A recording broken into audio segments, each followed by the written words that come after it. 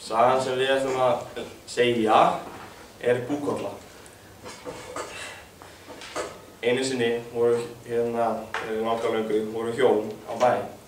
Áttu þau það einn son en elskuðu hann ekkert rosalega mikið. En voru þau bara 3 í koti sínu en áttu það eina kú. Kúin hét Búkolla. Einn morgun þegar konan þarf að vitja kúnnar á kúin horfin. Mikið áfall þar og maðurinn og konan þarf að leita hennar. En eftir langa leita þá komu þess tilbaka og hann hafa fundið hana. Senda þau þá strákinn að finna hann og segja honum að koma ekki aftur þegar hann sé búinn að finna Búkollu. Láta þau að fá nesti og nýja skó og gengur hann af stað eitthvað út í bláinn. Strákur gengur lengi þangað til hann stoppar og fær sér að éta nestið og kallar Búkolla Getur við byrjað aftur eða eitthvað? Baulaði hann og Búkolla á nokkuð staðar á lífi. Þá heyrir hann Búkollu baula langt í burtu. Og þegar hann búinn að klára að borða þá heldur hann áfram að labba. Og þegar hann búinn að labba lengi sest hann aftur niður og fær sér að éta. Og kallar aftur baulaði hann og Búkolla mín nokkuð staðar á lífi. Og þá heyrir hann baulaði aðeins nær og heldur áfram að labba. Þegar hann búinn að ganga lengi kemur hann að hömrum sem mjög háir og sest hann niður og kallar nú baulaði hann og Búkolla mín nokkuð staðar á lífi.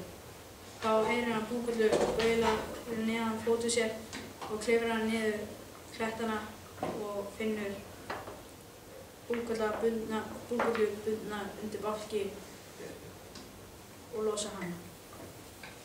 Þegar hann kominn langleiðina heim þá sér hann að það stór tröllskess á eftir sér og önnur lítil með fyrir stóru. Spyr Búkollu hvað þau skyldu gera. Búkolla segir við strákinn: taktu hárana mínum og legðu það á jörðina.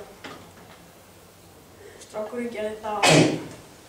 Búkolla sagði þá: leggi á og mæli þú verður hann svo stórri móðu að ekkert komist yfir það nema fuglinn fljúgandi.